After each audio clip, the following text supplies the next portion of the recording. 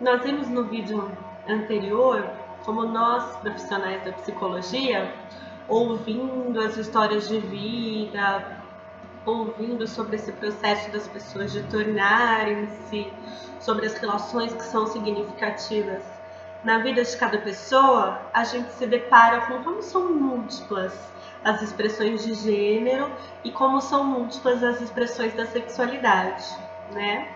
Só que ao mesmo tempo a gente se depara também com como são campos de sofrimento, né? E esse campo de sofrimento, ele vem principalmente de uma expectativa que as pessoas têm de que haja um modelo e que as pessoas precisam se encaixar nesse modelo para serem normais, para serem saudáveis, para serem aceitas, para serem felizes. E isso, gente, vem desde muito cedo na infância, né? Uma ideia de que se a pessoa não agir como os modelos de feminilidade, como os modelos de masculinidade, é porque há algo de errado com ela, há algo desviante que precisa ser corrigido, há algo da ordem do adoecimento que precisa ser tratado. E isso muitas vezes nos chega como demanda a nós, profissionais, né? Uma pergunta que a gente recebe muito é: nossa, o meu filho, ele brinca muito de boneca, ele gosta de casinha, ele gosta de balé, ele vai ser gay?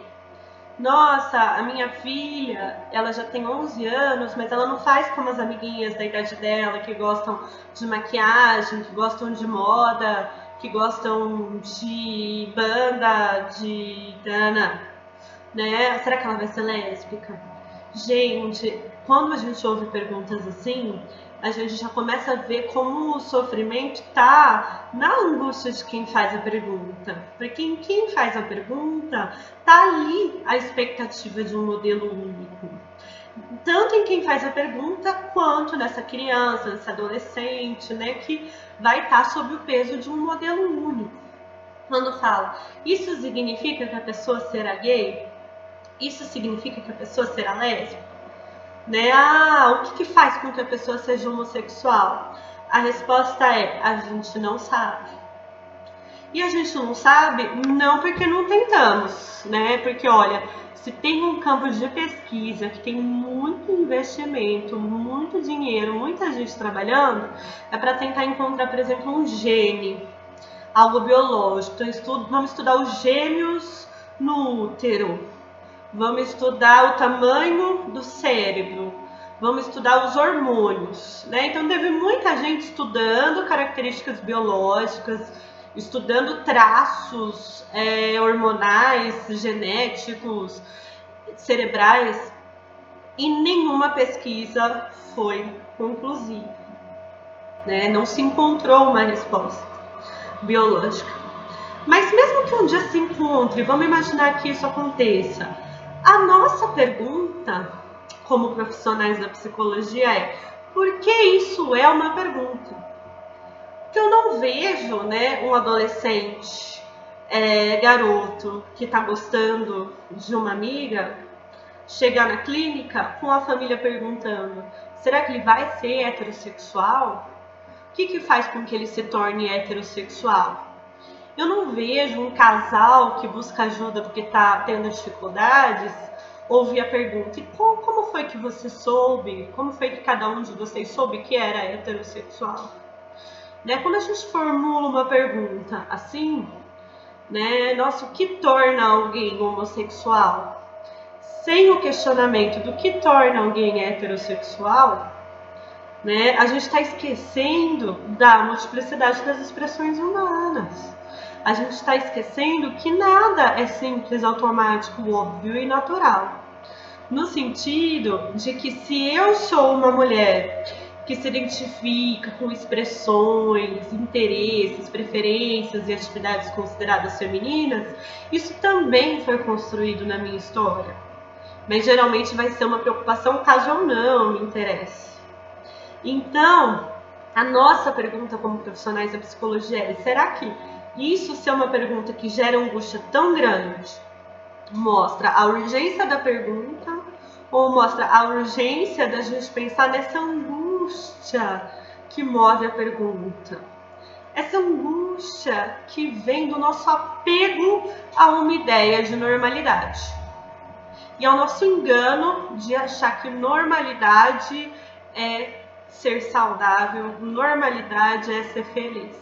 A gente vê quantas pessoas adoecem no esforço para serem normais. E por quê? Por que as pessoas adoecem no esforço para serem normais? Porque elas acreditam que só se elas forem normais, elas vão ser aceitas. Só se elas forem normais, elas vão ser valorizadas. Só se elas forem normais, elas vão ser amadas pelas pessoas que elas amam. Né? E olha como isso é dolorido, né? Porque desde criança, a gente vê as crianças com xingamentos, com ofensas. Né? Como que vem essa ideia de que eu preciso ser uma mulher feminina e que gosta de homens para ser aceita? Eu preciso ser um homem masculino e que gosta de mulheres. Porque desde que eu aprendi a falar, eu ouvi xingamentos, eu ouvi provocações, eu ouvi ofensas que colocam ser gay como uma coisa mais pejorativa. Colocam, sua sapatão Maria Macho, como uma coisa ruim. Né? Então imagina, né, como os nossos desejos, a gente estava dizendo, que eles nos surpreendem. Quando eu me vejo gostando de uma pessoa, quando eu me vejo devaneando, eu ponho a cabeça no travesseiro, vem uma imagem dela. Quando eu me vejo experimentando umas sensações novas no meu corpo diante daquela pessoa, já é um processo enigmático, já é um processo que inquieta, que perturba.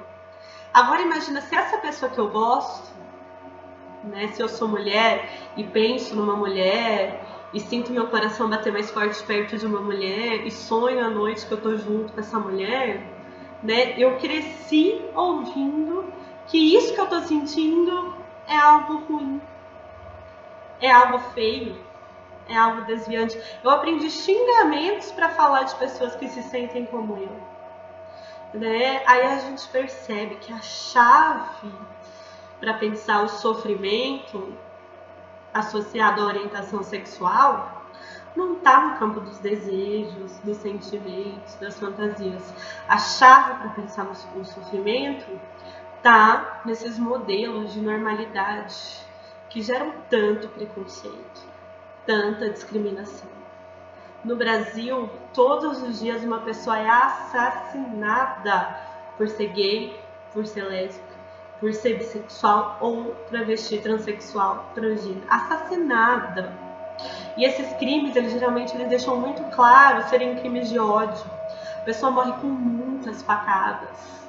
Ela tem a parte do corpo destruída. Ela tem mensagens escritas no sentido, matei porque era gay.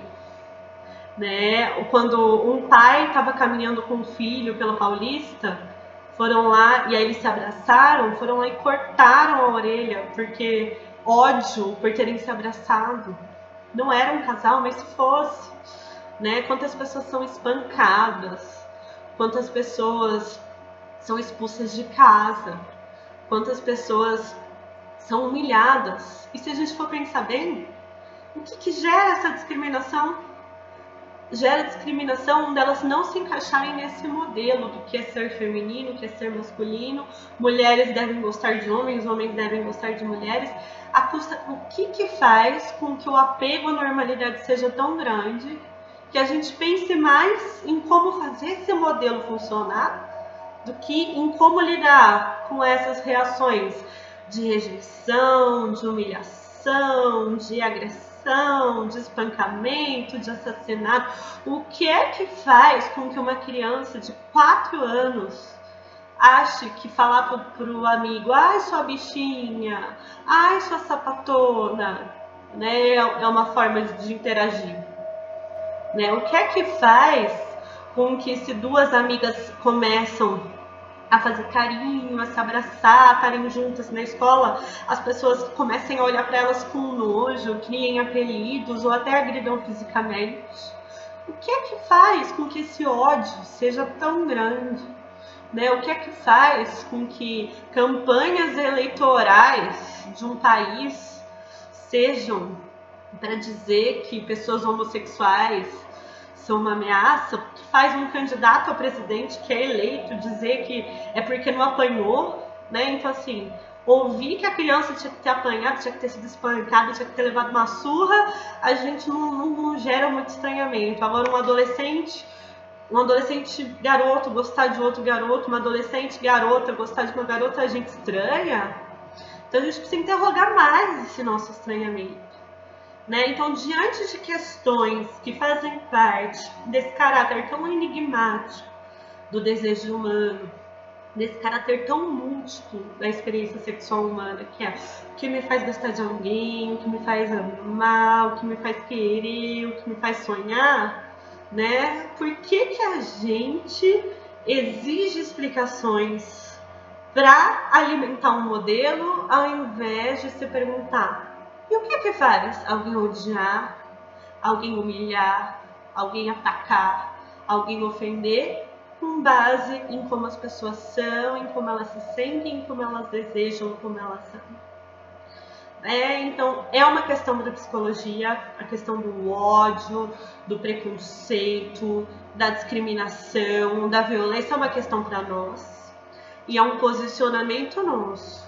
Né? Quando alguém nos procura acreditando que está sofrendo em decorrência do desejo, né, a gente tem todo o embasamento para dizer: não é o desejo que te faz sofrer. Né? É você estar imerso em uma cultura que insiste a ver um modelo único para o desejo.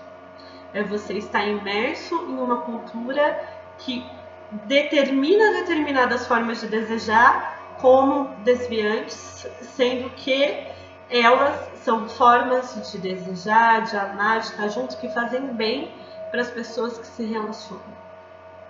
Você está imerso em uma cultura que montou modelos muito restritos, engessantes, ilimitados e paralisantes do que é ser mulher, o que é ser homem, o que é ser heterossexual, né? E é um modelo restritivo.